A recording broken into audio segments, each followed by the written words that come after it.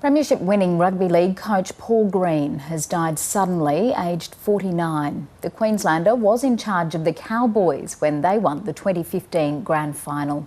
ABC Sport's Quentin Hull joins us now from Brisbane. Quentin, can you first describe Paul's contribution to rugby league? Well, Kirsten, he was a terrific contributor as a player and a coach. I think he'll probably be best remembered for delivering North Queensland its first ever premiership in 2015. He was coached there with Jonathan Thurston, the instrumental playmaker, and it's such a fertile rugby league loving part of the country. Unless you've been to Townsville or you know of the stories of North Queensland and just how important rugby league is up there, you probably won't fathom just how important Paul Green is to that football club and to the people of that region as well.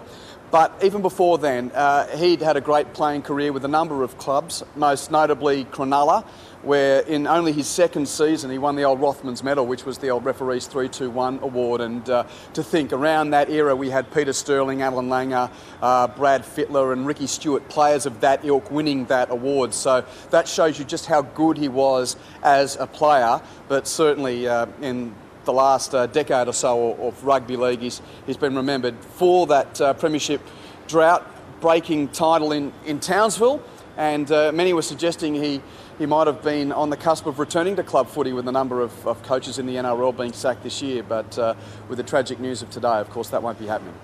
The news broke quite late this morning. What early reaction has there been to news of Paul Green's death?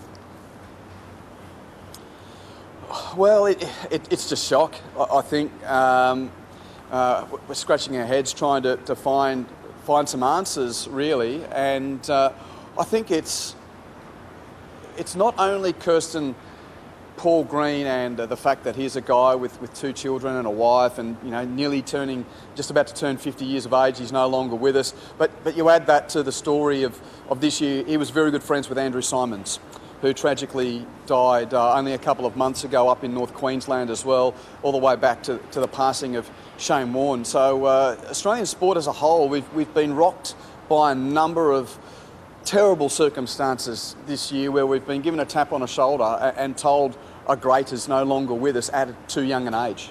Okay. ABC Sport's Quentin Hull, thank you.